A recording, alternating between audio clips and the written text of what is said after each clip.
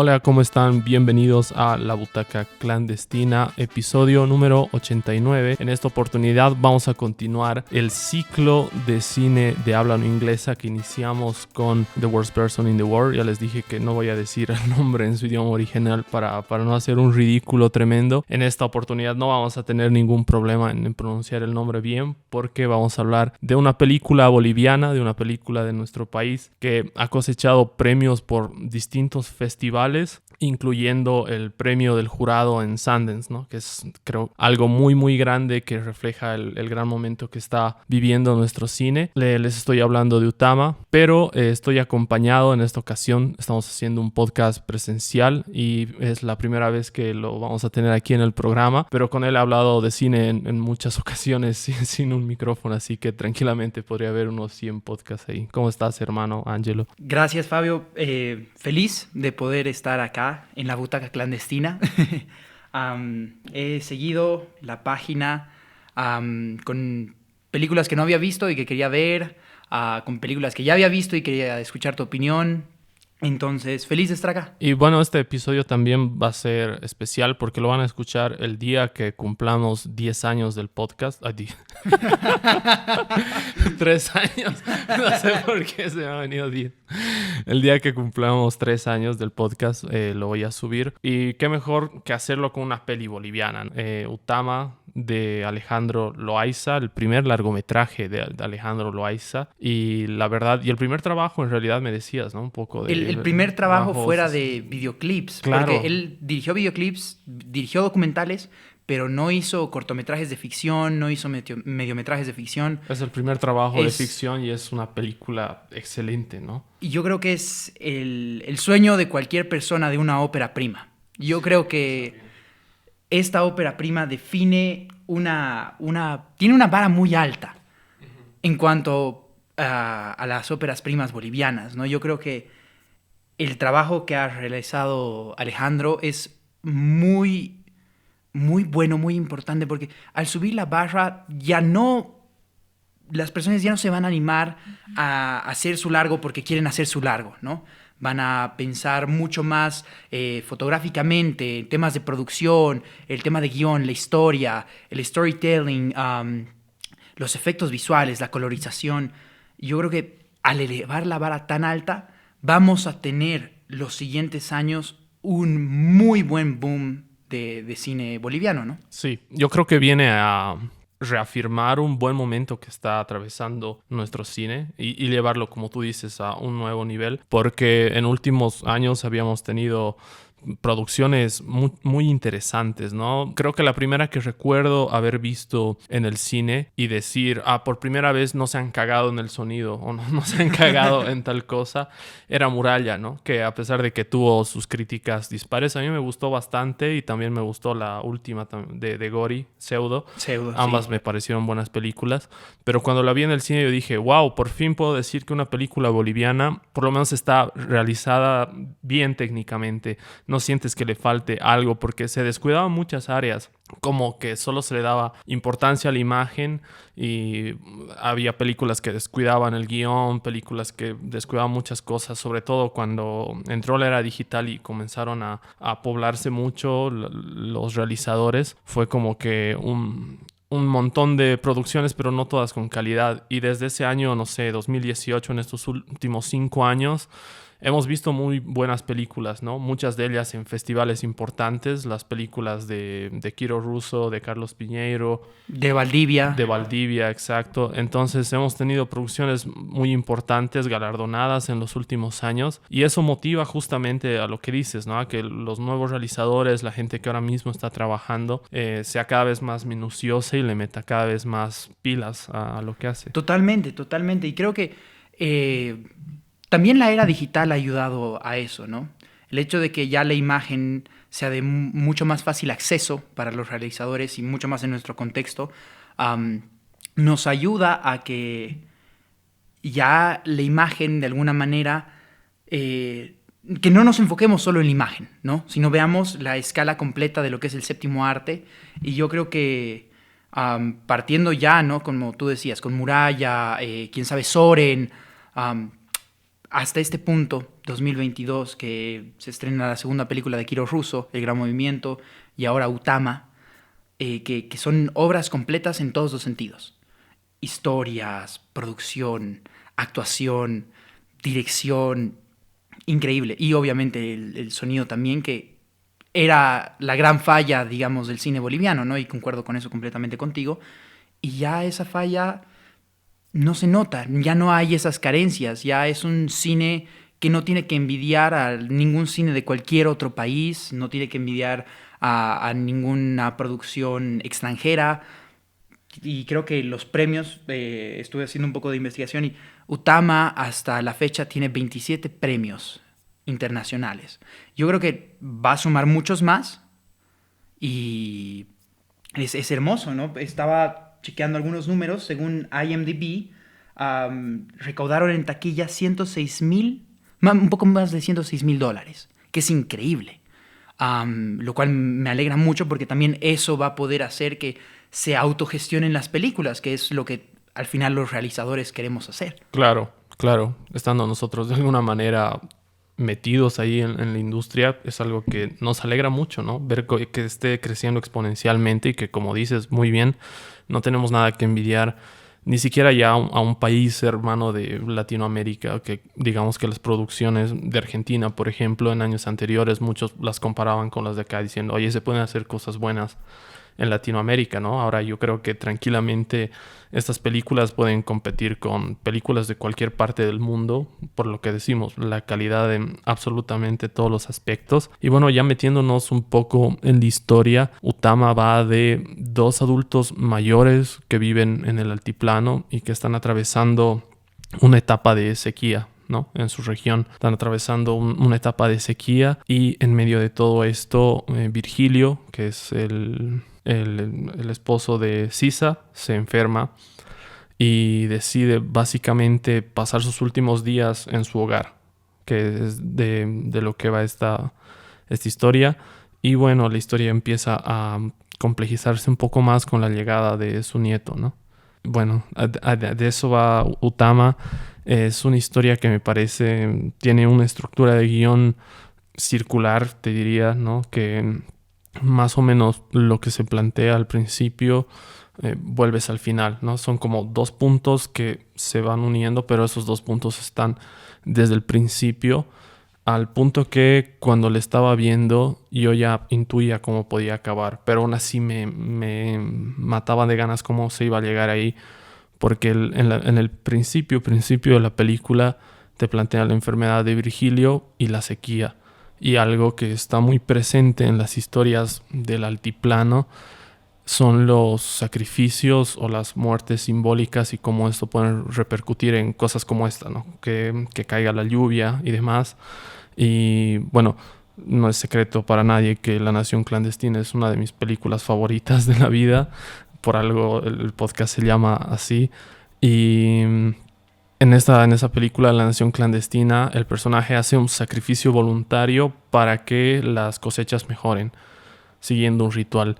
Acá no es un sacrificio voluntario, es un padecimiento, pero aún así el personaje tiene la convicción de morir en ese lugar y que de alguna manera eso ayude a que las cosas cambien, ¿no? Porque cuando se reúnen con la gente de la comunidad, dicen, hace falta un sacrificio más grande, ¿no? Porque sacrifican llamas y hacen cosas por el estilo, tratando de revertir la situación de la sequía.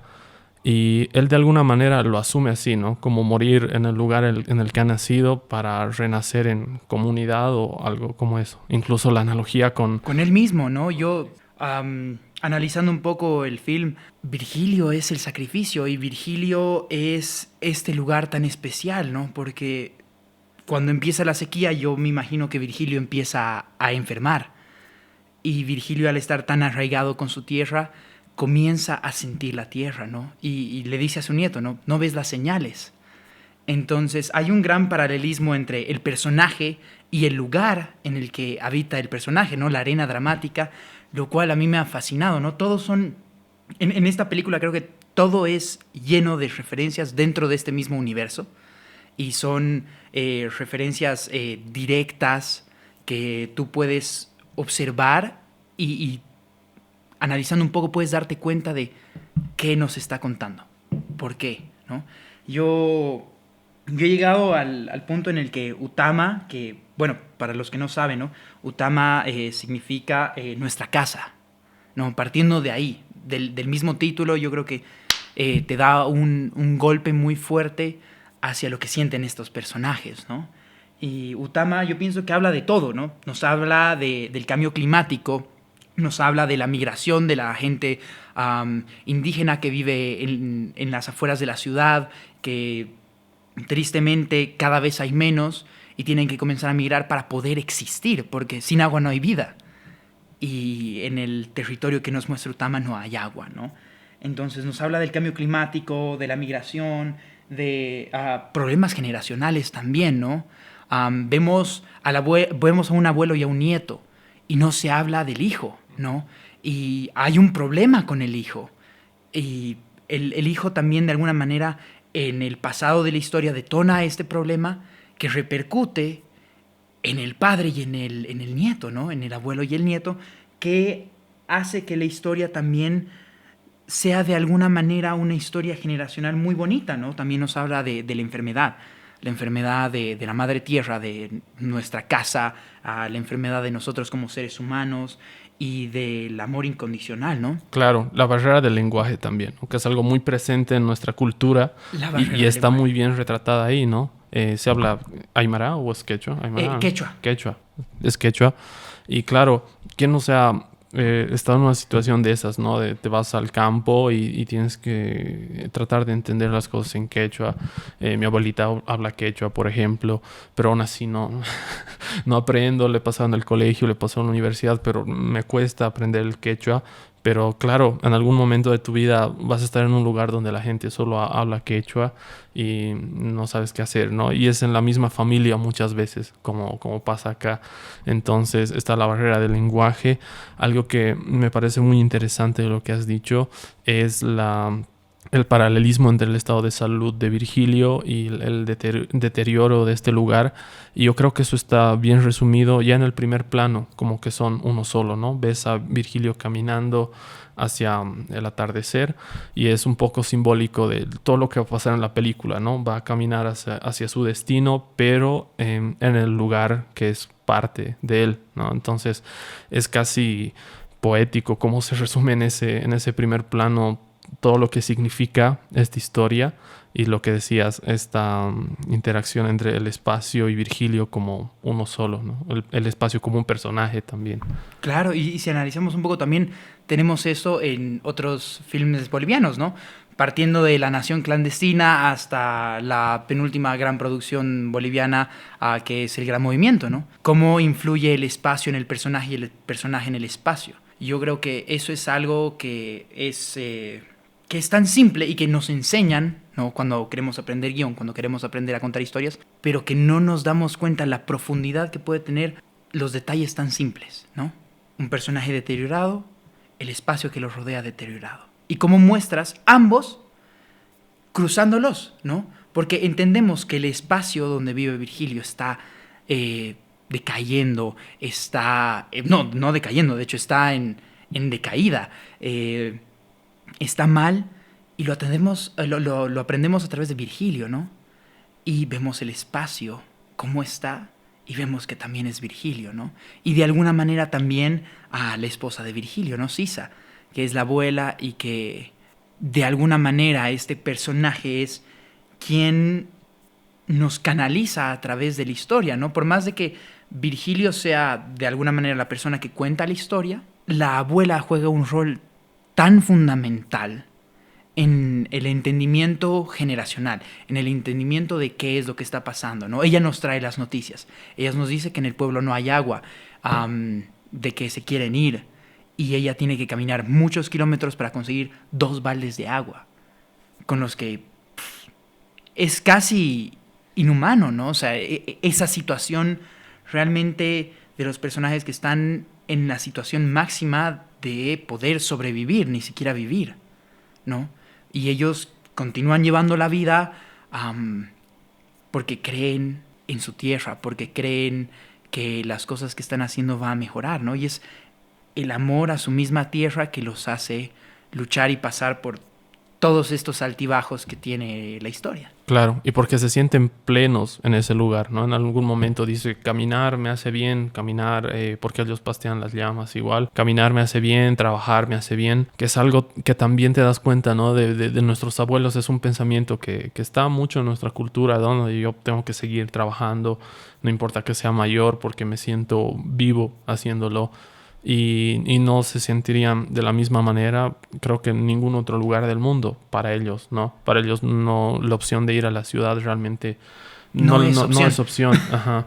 Por más de que tienen la oportunidad por el hijo y todo lo demás, realmente no se sienten a gusto ahí, ¿no? No es porque hay este conflicto con el hijo que sí existe, que de alguna manera te lo dejan caer, que ha tenido alguna discusión fuerte o algún desencuentro con sus padres, pero más que por eso ellos lo hacen porque no tienen otro hogar, ¿no? No tienen otro lugar al cual llamar hogar, y eso me parece fascinante. También que la historia que le cuenta Virgilio a su nieto sobre qué hace el cóndor cuando siente que ya está viejo y que luego en algún momento él se encuentre cara a cara frente a un cóndor, y la imagen ahí es alucinante, ¿no? El apartado es que, bueno, la fotografía en toda la película es simplemente increíble, pero esa escena del cóndor se me ha quedado tan grabada en la retina porque es muy potente visualmente, ¿no? Y se nota que es un cóndor de verdad, obviamente, pero todo lo simbólico y lo poético que es que hable de eso, de que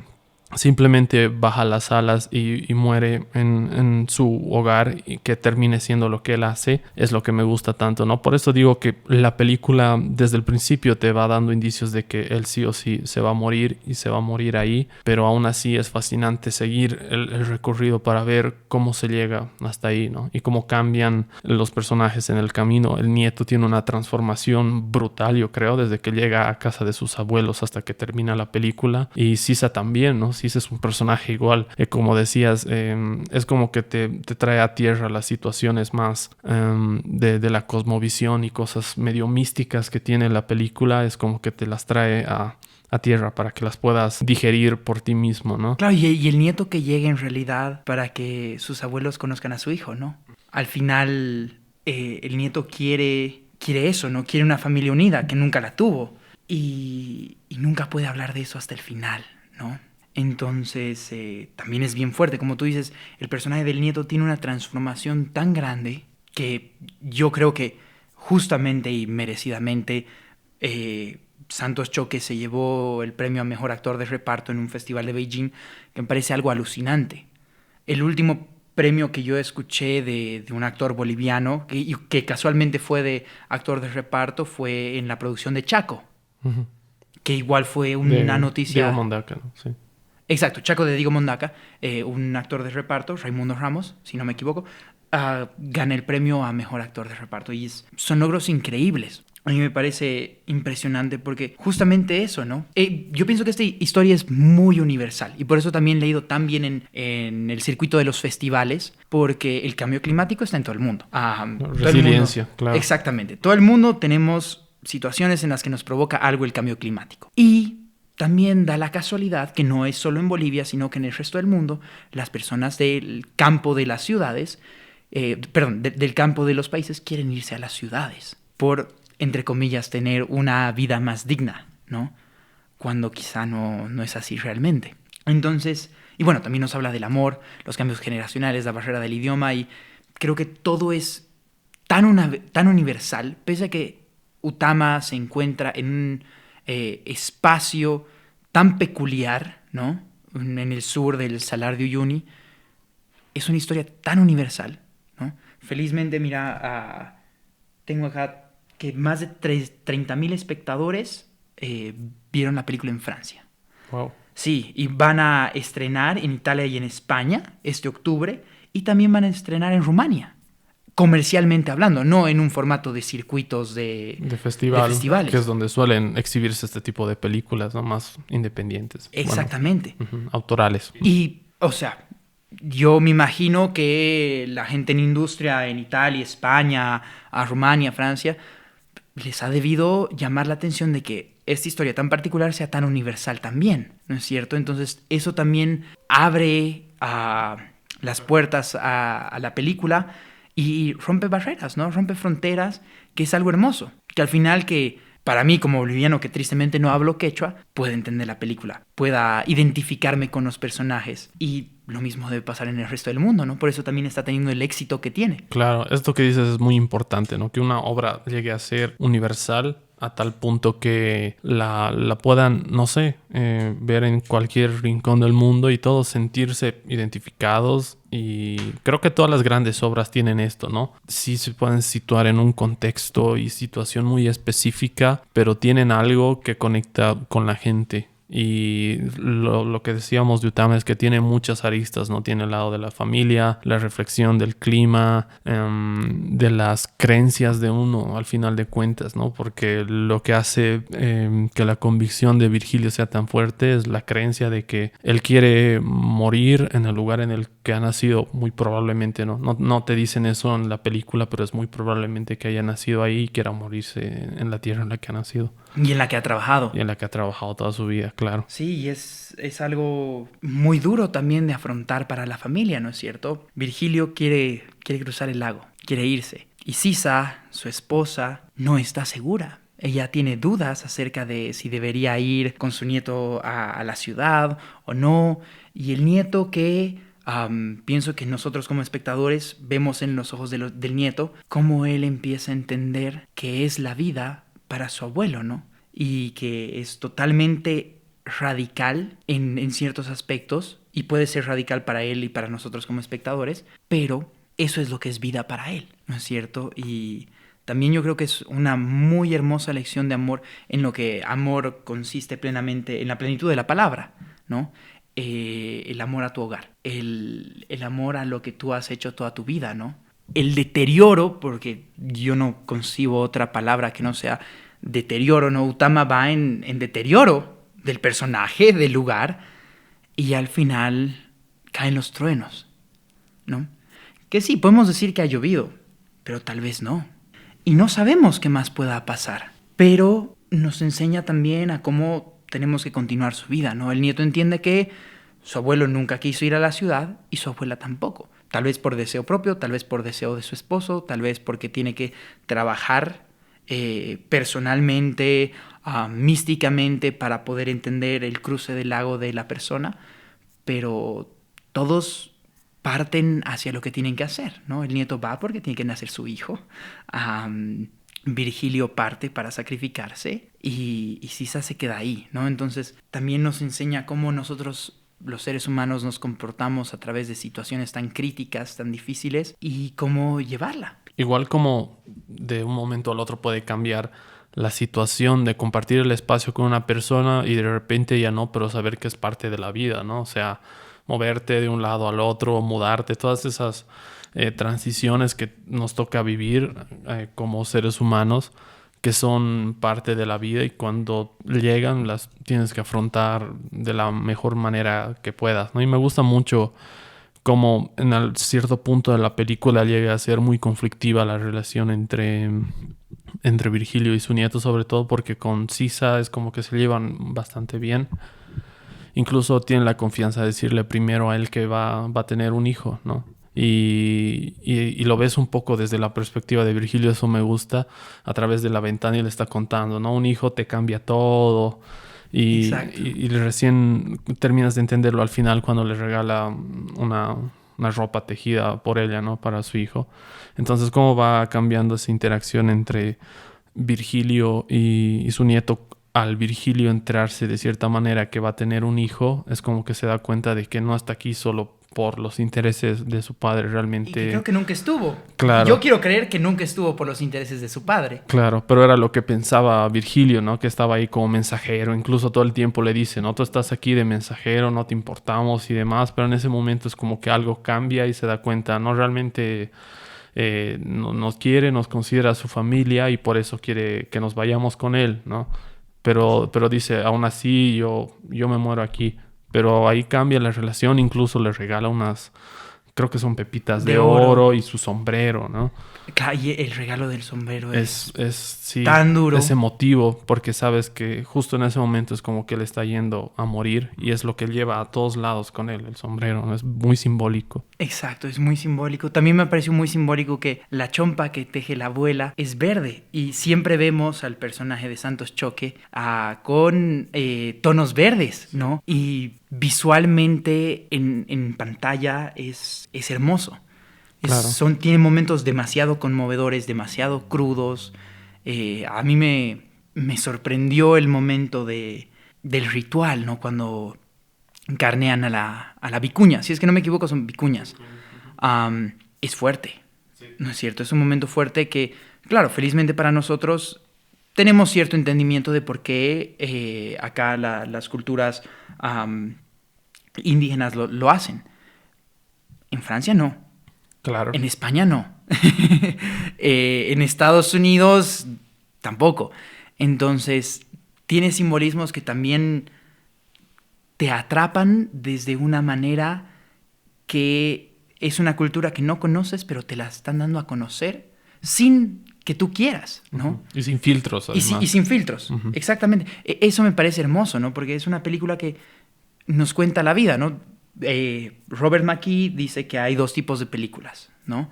Las películas que nos muestran la vida tal y como es y las películas que nos muestran la vida que queremos tener, ¿no? Y yo, por alguna fascinación mía, no sé, siempre me ha encantado el cine que nos muestra la vida como es. Y creo que Utama hace justicia a un documental ficción, ¿no? Creo que cada vez más en Latinoamérica se está optando por este tipo de historias, ¿no? Que son basadas en hechos reales, tal vez mucho trabajo de documental también de archivar las historias, de tener entrevistas, bla, bla, pero que al final terminan haciendo una ficción, ¿no? Que siempre queda siendo, desde mi punto de vista personal, mucho más bello, porque tenemos el tema del sonido, tenemos el tema de la imagen, tenemos composiciones de planos totalmente perfectas que te entran mucho más profundamente desde mi punto de vista, ¿no? Claro, esos contextos tan específicos y tan, digámosle, exóticos para una persona que no vive aquí, que por ahí no ubica los Andes de Bolivia, son espectaculares, ¿no? Te permite jugar mucho con cómo construyes ese entorno desde todas las áreas técnicas, fotografía, sonido, y se enriquece mucho porque recientemente hablé sobre Sirena, que es otra película boliviana de Carlos Piñeiro, y la manera en la que está muy bien construida la isla donde se desarrolla la historia, ¿no? A través del sonido y la imagen, realmente te sientes atrapado en ese lugar. En este caso no te sientes atrapado, pero sí sientes la decadencia, no solo a través de las imágenes, sino a través del sonido. El sonido me encanta cómo está construido en esta película, la sensación del espacio, de la llanura, de la ausencia de asfalto y todas esas cosas. Es como que realmente te transportas a ese lugar y eso es muy valioso en cualquier película, la capacidad de transportarte a un lugar.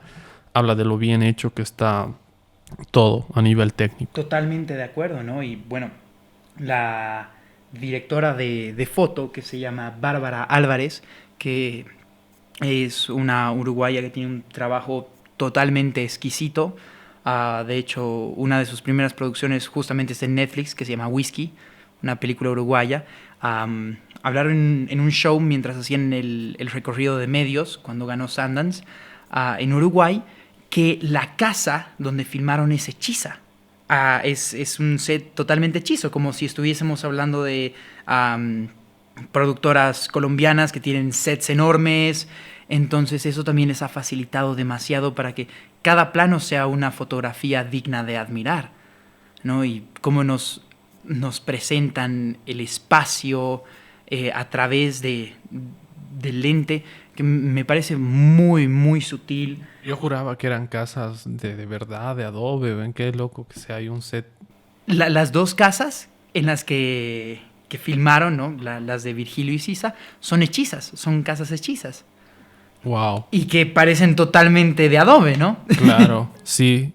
Ya ahora entiendo. Hay un fotograma que era muy perfecto, que Virgilio estaba mirándose al espejo afuera de la casa y ves la escalera, todas las cositas que tienen estas casas de adobes, ¿no? A lo largo y justo él en medio con el espejo. Era como que un objeto en cada punto de los tres cuartos, así era como demasiado simétrico y perfecto todo. Y yo era como que le estaba pensando ahí, esto es muy, muy, muy, muy perfecto, ¿no?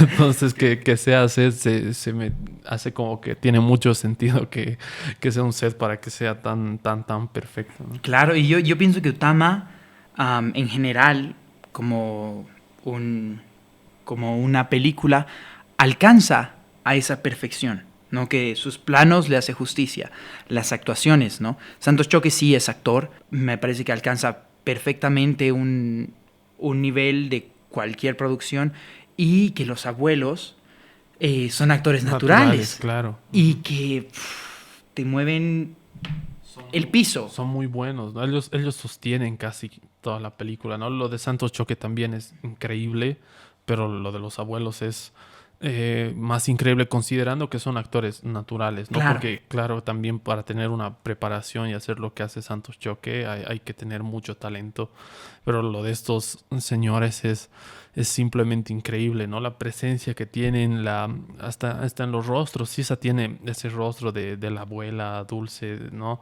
Comprensiva, y Virgilio tiene esa presencia hasta intimidante, tiene una mirada, el actor, Claro. tiene una mirada que cada vez que lo ves es como que, uy.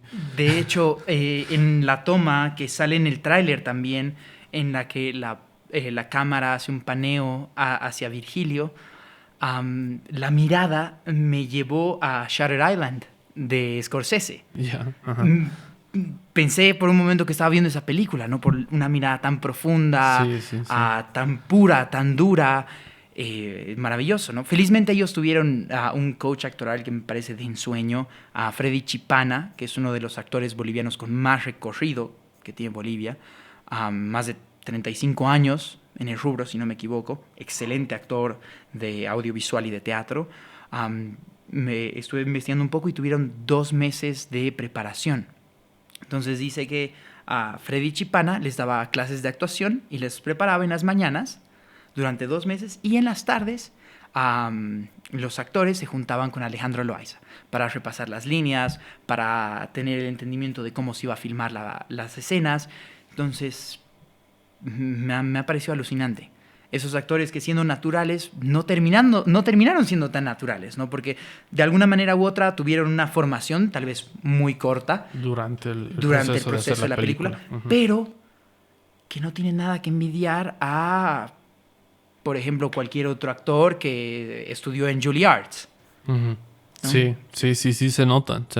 O sea, hay una preparación ahí porque es muy bueno lo que hacen, ¿no? No solamente es lo que decíamos, presencia, que los dos tienen mucha presencia, tienen rostros que son difíciles de olvidar y muy expresivos, ¿no? Son realmente muy expresivos ambos. Y el proceso de trabajar con actores naturales es bastante complicado, ¿no? Hay que dar siempre mucho mérito cuando se hace esto porque es un proceso totalmente distinto al trabajar con un actor que ha tenido estudios previamente, ¿no? Y algo que me parece muy interesante, por ejemplo, que decía Carlos Piñeiro sobre su película Sirena, que tiene actores naturales y actores con estudios también, es que se encuentra un balance bien interesante que puede enriquecer tu historia, ¿no? Cuando tienes ambos, es como que encuentras una naturalidad más, que fluye más en la historia, ¿no? Y te ayuda a meterte de lleno y a sentir estas cosas que decíamos, a sentirte identificado con cosas del contexto y cosas por el estilo, y que le aportan mucho a la historia, ¿no? Enriquecen la narrativa. Totalmente de acuerdo.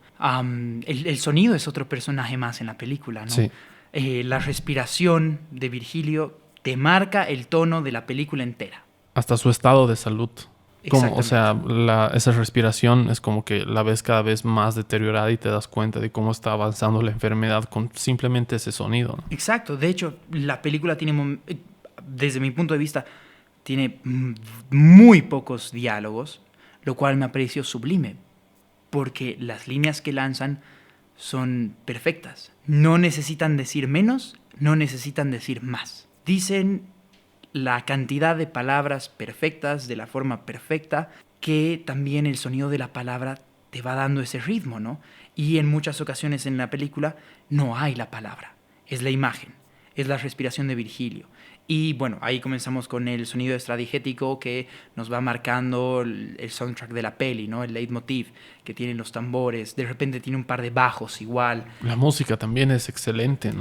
La música es buenísima. No estoy muy seguro de quién la ha compuesto, pero... Es uruguayo. Es uruguayo. Me olvidé el nombre, pero es uruguayo. Pero la música es excelente, ¿no? Hay momentos de tensión raros con estos instrumentos más autóctonos, ¿no? Zampoñas, quenas y unos bajos. Es increíble. Es de lejos una de las mejores bandas sonoras que recuerdo haber escuchado en una película boliviana. Totalmente de acuerdo. Y sin usar canciones ya hechas, claro, ¿no? Hasta claro. el final. Uh-huh. Yo, si tuviese que criticar algo a Utama, es la canción final. Porque me cortó el viaje. Estaba la de Lavero Pérez. Ajá. Que entiendo también por qué funciona. No me malentiendas, ¿no? Uh-huh. Yo entiendo perfectamente por qué esa canción funciona al final. Además de la relación de Vero Pérez con Alejandro Loaiza, que también puede ser otro tema de charla. Pero me cortó el viaje. Sí. Estaba muy metido en el universo. Lo que tú decías, ¿no? Los bajos, las zampoñas, las quenas, ¿no? Los bombos. Y de repente se acabó. Mi viaje se acabó en ese momento, ¿no? El viaje que Utama me llevó por 1 hora y 29 minutos se acabó. Eso me pareció bien fuerte. También entiendo por qué lo hace, ¿no? Porque quizá Alejandro Loaiza pensó que es bueno que ahí acabe el viaje.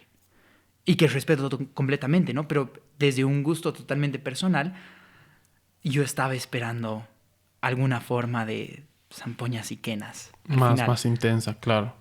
Sí. Sí. No, a mí la verdad es que no. La verdad es que sí, esa voz no me desconectó del viaje, como dices, pero está bueno que hay este tipo de perspectiva, ¿no? Debe haber gente que también le haya pasado lo mismo que a ti o quizás como a mí. Es lo rico de tener estos puntos de vista. A mí... Claro, y es lo que hace el cine, ¿no? Claro. El cine nos permite poder hablar de todo lo que hemos experimentado sentados en una sala, claro, y prestando el 100% de nuestra atención hacia esta película.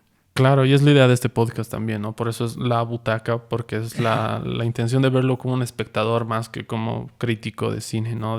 Totalmente. Claro, puede que muchas veces analicemos las cosas desde un punto que podría considerarse crítico, pero la idea es que siempre lo hables como tú lo has vivido, ¿no? Cuando lo estás viendo en el cine, en tu casa, donde tú quieras. Y eso es lo que me gusta mucho, ¿no? Todas las personas que pasan por aquí siempre les digo eso, háblalo como lo has sentido, como lo has vivido, lo que te ha gustado más, lo que quieres que la gente sepa que has sentido al ver esta película, más que, ok, vamos a analizar fotografía, 5 minutos, y vamos a analizar actuación, 10 minutos. No, o sea, la idea es que sea... Le vamos a dar un puntaje. Ajá.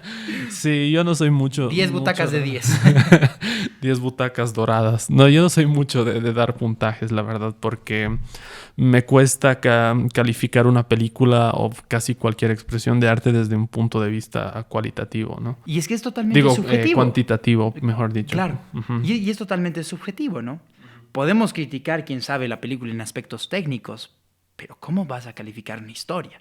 Claro. Ajá. No, esta historia no me gusta porque es muy íntima. Claro. No. Hay gente que tiene sus métodos, ¿no? Un puntaje para la historia, actuación, claro, y sacan su promedio. Y bueno, igual es respetable, pero a mí me cuesta muchísimo. Por eso igual me cuesta hacer los podcasts sin spoilers. Siempre me olvido mencionar spoilers. Mencionarles que va a haber spoilers. Me acuerdo al final siempre, verga, lo siento. Pero bueno, este ha sido nuestro podcast acerca de Utama. No sé si quieres agregar algo más, hermano. Sí, yo creo que todos deberían ver Utama. Absolutamente todos. Porque Utama nos muestra la vida como es. No tiene trucos, no tiene secretos, no tiene nada más que una verdad pura. Y nos muestra a personas en situaciones totalmente críticas de una manera totalmente hermosa y que, lo que decíamos al principio, no tiene nada que envidiar a ninguna otra producción. Y mira, yo entiendo por qué la gente dice apoyemos lo nuestro, y lo respeto y lo hago, pero no tenemos que apoyar a Utama porque es boliviana. Yo pienso que tenemos que apoyar a Utama y tenemos que ver Utama y tenemos que hablar de Utama y tenemos que ser Utama porque Utama alcanza una perfección cinematográfica desde mi punto de vista que hace tiempo no sentía, ¿no? Me pasó con El Gran Movimiento y me acaba de pasar con Utama. Y que creo que tenemos que ver Utama porque es una cosa que está bien hecha, porque es una cosa que está hecha con amor, que la han cuidado, que la han respetado y que fueron 5 años de proceso hasta que se estrene en salas bolivianas, desde que concibieron la idea. Entonces es un trabajo, ¿no? Es media década, 5 años es mucho tiempo y es una película que le hace justicia al séptimo arte. Totalmente. Es muy importante esto que dices, ¿no? Más allá del hecho de apoyar siempre lo nuestro y apoyar nuestra industria, hay que ver Utama porque es una gran película y punto, ¿no? Es una gran película acá, es una gran película en cualquier país y por eso está teniendo el éxito que está teniendo. Y de hecho, la idea al principio era cerrar el ciclo con esta película, ¿no? Como para cerrar con broche de oro el ciclo de hablando inglesa con algo boliviano, pero he decidido adelantarlo, pero por encima de otras 4 películas para justamente hacer esto, ¿no? Motivar a que la gente vaya a verla al cine porque, no sé, cuando acabe el ciclo probablemente la película ya no esté. Espero que sí, pero... Supuestamente entra en plataformas el año que viene, felizmente. Ah, qué bien. ¿Qué plataforma? No sé, pero eso dijo el productor uruguayo. Ya. Que piensan ponerla en plataformas al año. Entonces, eso es una ventaja, ¿no? Porque generalmente cuando se estrena una película aquí en Bolivia tienes que esperar 3 o hasta 5 años para conseguirla en formato digital de una manera que aportes a sus creadores, ¿no? En formato casero, de una manera que realmente él pueda retribuir al creador, ¿no? Comprándola en la Cinemateca o ahora con el servicio de streaming de Bolivia Cine. Pero generalmente tienes que esperar un tiempo considerablemente largo, una barrera de 2-3 años para después de verla en el cine, haberla visto ahora, ¿no? Entonces que ahora llegue al próximo año, me parece que es un acierto total. Pero a pesar de eso, yo les recomendaría que la vean en el cine. Realmente es una experiencia que vale la pena vivirla en el cine por todo lo que hemos dicho. Y nada, me sorprendió que la sala esté llena. Cuando fui más de una semana después, como 6 días después del estreno, y la sala estaba completamente llena. Y realmente da gusto, ¿no? Generalmente en las películas bolivianas tienes 10 personas, 4 personas, y que ahora la sala esté llena realmente es algo que me ha emocionado. De verdad estaba así, oh, qué bien, una sala llena, película boliviana. Vamos, ¿no? Sí, sí. Entonces, de hecho, yo creo que tienes que insertar el meme de joder, esto es cine. Joder, esto es de Mads Mikkelsen. Exactamente, de Mads Mikkelsen. Porque, joder, Utama es cine, sí. Y tenemos que verla. Sí, véanla, así que espero que después de haber escuchado este podcast se animen a verla. No hemos tirado tantos spoilers, así que también... Igual, con spoilers igual, tienen que verla. Véanla, es una gran película. Este fue nuestro podcast dedicado a Utama. Gracias por escucharnos. Yo soy Fabio y gracias, Ángelo, por haber participado de este podcast. Gracias a ti, Fabio. Gracias también a Alejandro Loaiza y a todo el equipo de producción en general, ¿no? Por haber hecho esta obra de arte. Porque yo creo que es a ellos a los que tenemos que agradecer, porque si no, no estuviésemos sentados tú y yo hablando de esa película. Claro. ¿No? Y ojalá se lleve el Goya, ojalá sea seleccionada entre las películas de habla no inglesa en los Óscares y sea la película que nos devuelva la confianza que una vez tuvo el cine boliviano para el mundo y sea el empuje a muchas más producciones, a producciones bien hechas y que nuestro cine explote. Yo creo que así va a ser, ¿no? Estamos en un muy buen camino, estamos viviendo un gran momento en nuestro cine y producciones como esta realmente te aportan mucho, ¿no? No solo desde lo artístico, sino lo que decimos, pueden llegar a revolucionar la industria cinematográfica de un país y hacer cada vez mejores cosas. Y eso es algo que nos tiene que llenar de alegría a todos, ¿no? No solo a los que hacemos arte, sino a toda la gente, porque destacar en áreas artísticas es todo un trabajo, es algo muy duro, y ver que nuestro país está encaminado hacia cosas mejores es una buena noticia para todos, ¿no? Claro, y qué año 2022, ¿no? Sí. Un festival en Venecia. Otro en El Gran Sundance. Movimiento, Daniela sí. Cajías, que Ujú. felizmente se llevó un Goya. Fotografía, sí. Yo espero que esto solo esté comenzando.